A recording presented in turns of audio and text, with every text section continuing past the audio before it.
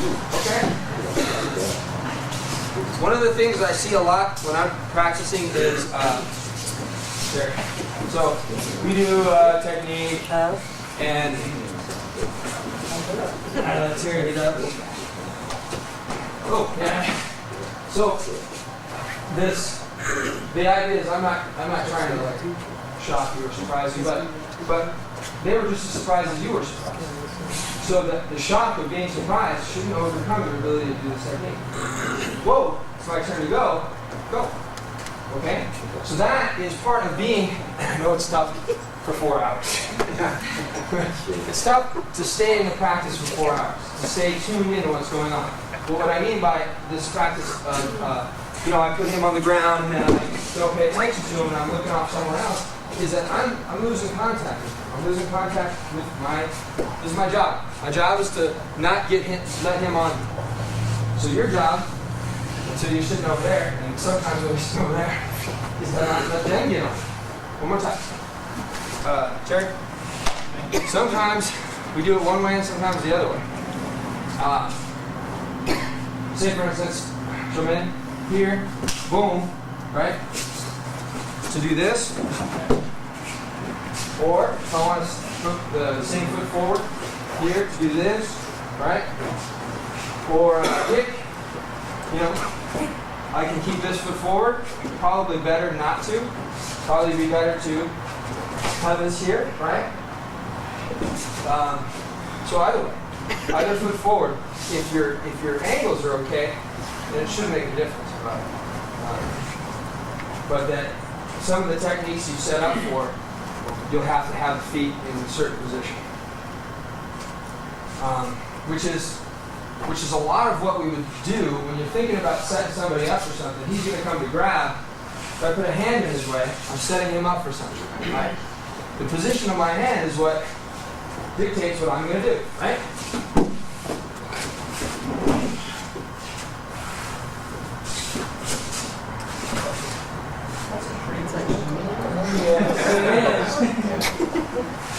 But if I want that, we'll put this here. If I want the fingers, we'll put the fingers in his hand.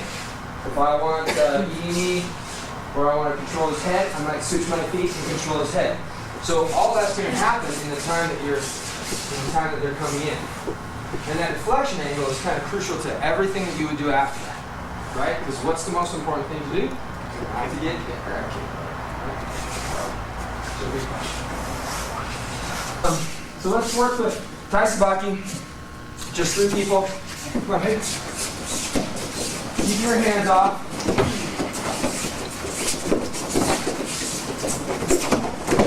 So everyone goes the same speed, including me. This is a weak practice if they're going this speed and I'm going. Right? So I can mesh. And they can see, everything's telegraphed, right? I'm exaggerating all my movement. No one misses, and everybody takes their can. So we're getting groups of 4. Tai Sabaki. Dojo. What I want to do is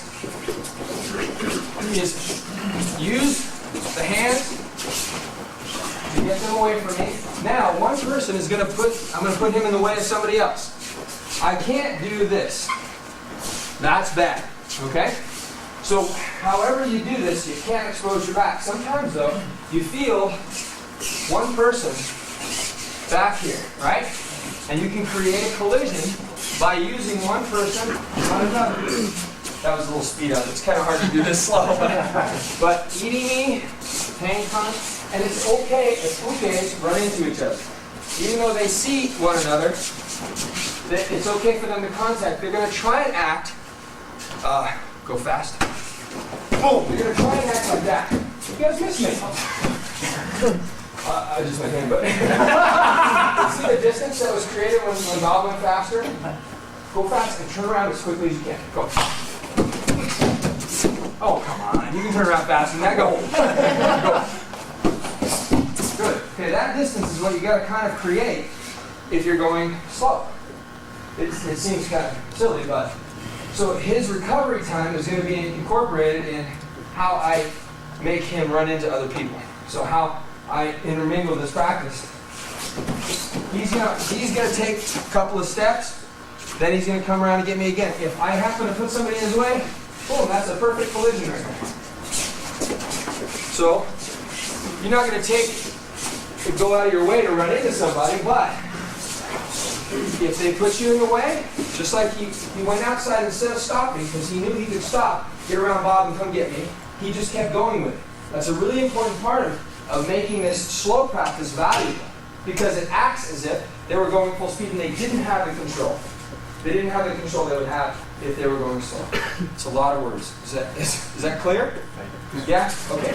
So then we're going to practice with that in mind, and it's okay for ukes to run into each other. It's okay for you to put them in the way of one another. So let's practice one more time. Tai Sabaki Dojo. You know what I like to do?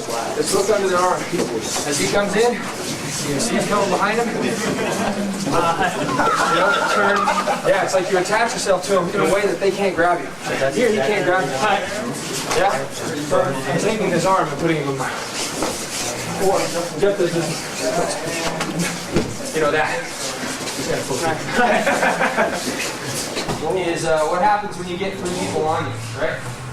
I think the one that you were talking about is dropping this elbow here and clearing people off this way. Really, that's an uke response too, because how many times are you going to have people that just kind of sit here and wait for you to do something, right? Right? So what you're going to have to do is kind of control, the elbows and arms, whatever. If you can get them tied up with each other, that's okay. But as soon as they get on you, I think the natural reaction is to go, right, to fight back against them. And what that practice is for is to, as they get in here and get on you, to kind of cut that path, you know?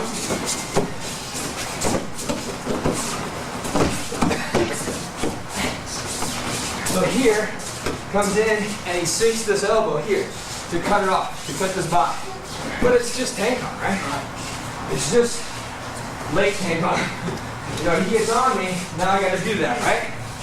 Or three people get here and now I gotta collapse one and get out of there. Tenkan, you don't have to do that if you can get their hands on you.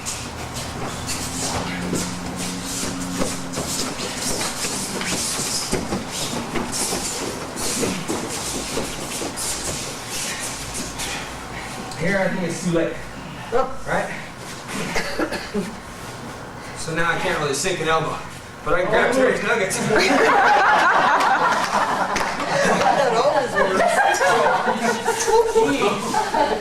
I'm just saying, can you do that one more time? Yeah. I feared that would be a constituted relationship.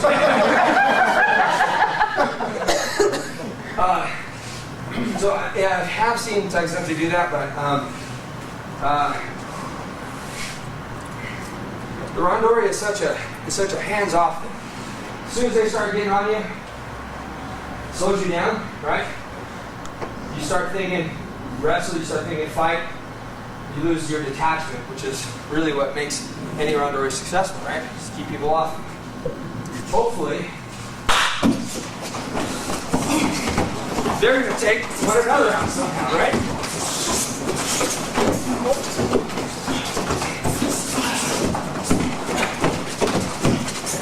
Oh! Sorry. Look on my skirt. But you want to get as much distance and keep them off you as much as possible. Oh.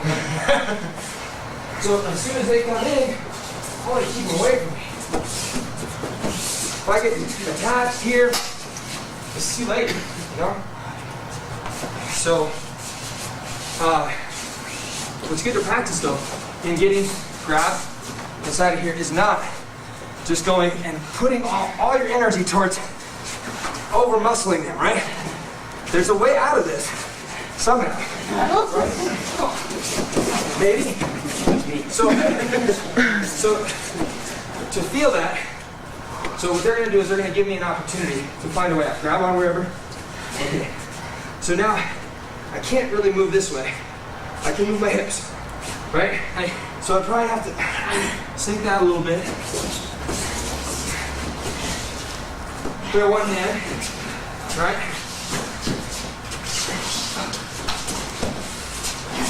So what I'm trying not to do is use power. Just keep going, keep going, keep going. Try not to use power. And just try to move my body, my movement. Go, go, go, go, go, get there.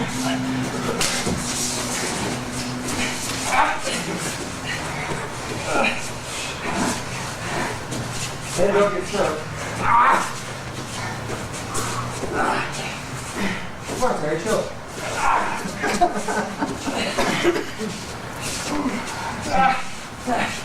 And how are you listening? I don't get tired since it's funny. Well, yeah. I think the only practice I'm going to be doing from there is trying not to wrestle you guys. And trying to feel, let's see, from here, where can I move body? Right? Without having to struggle with them. Right? So I'm not wrestling necessarily. But really they're letting me explore that. Just like any other technique, it could change. As soon as he starts feeling me trying to move, he could do something else to change that. And so, right here, I think I pretty well coached, right?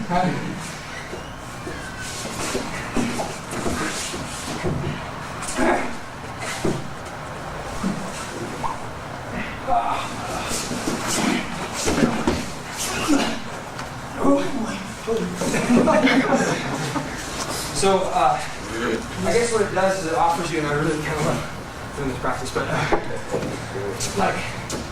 like if you were pinned, and I don't know why we do this, but I get taken down around Dory, and they just lay on me. Boom. What's the worst thing I can do right now? Yeah, I feel totally relaxed.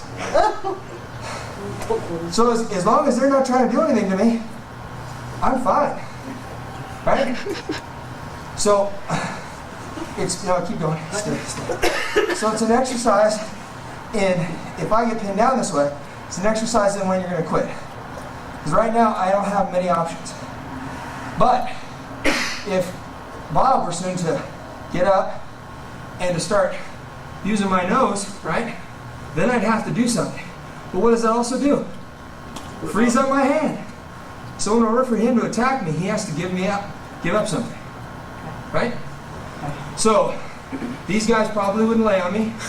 They'd probably be standing and kicking me, which give you a little bit of room, right?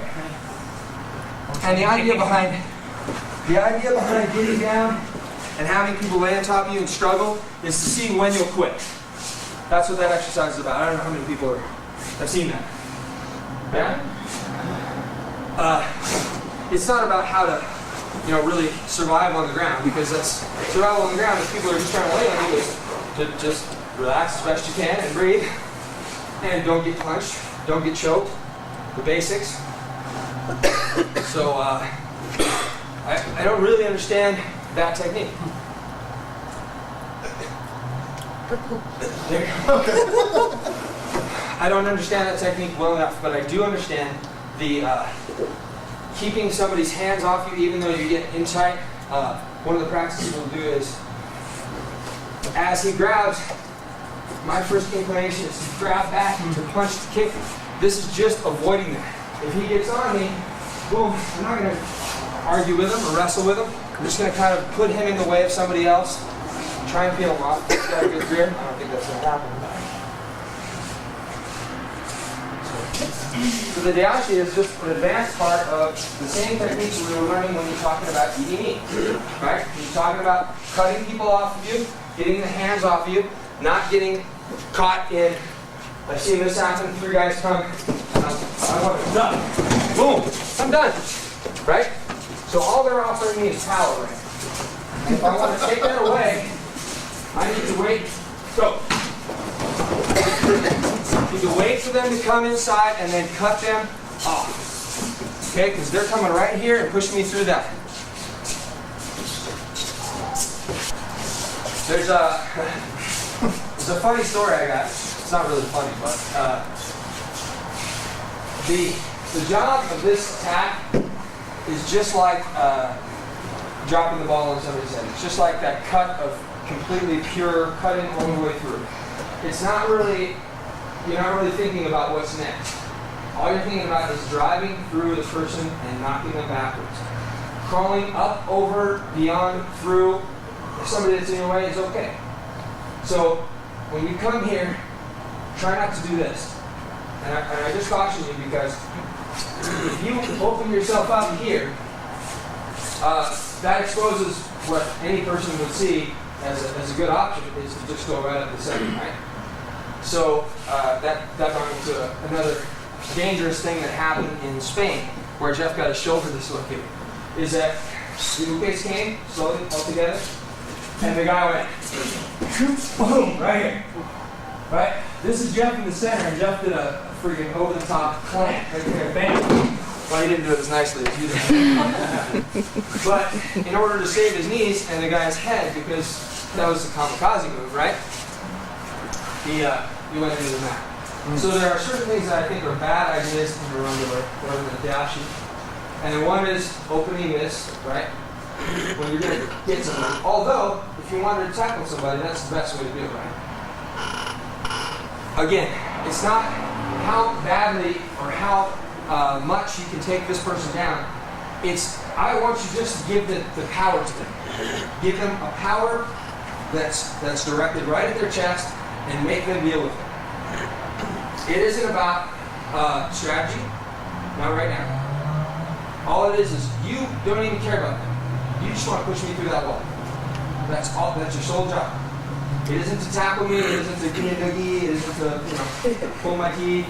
It's just to push me through that wall. So really, it relieves you of having to think of anything else. Just that one thing. And that way, they have to deal with the power. That's the exercise.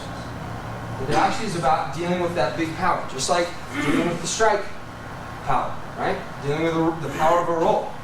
All of those things, you'll start to feel where you're missing what the base of the technique is.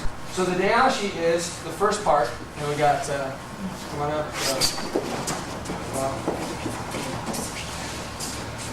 Daishi, go. You've got nothing if you don't have that first part. The next part is to control them somehow, and that's where the Tai Sabaki and the Koki Nage come in. Right?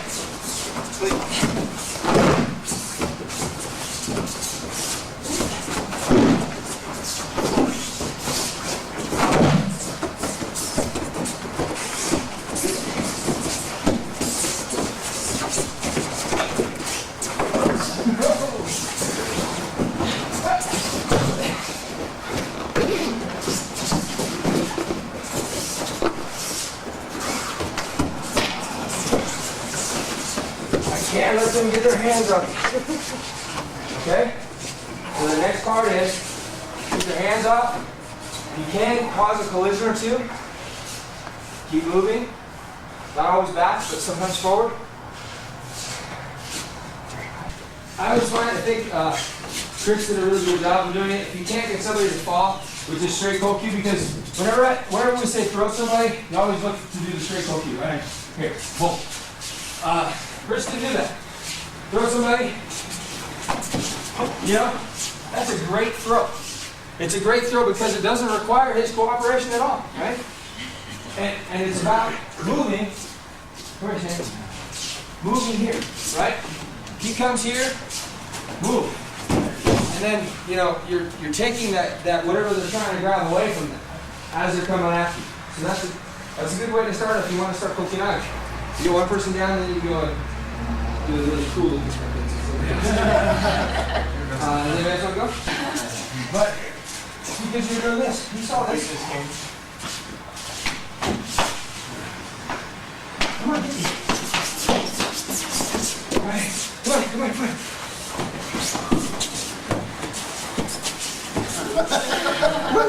Let's go.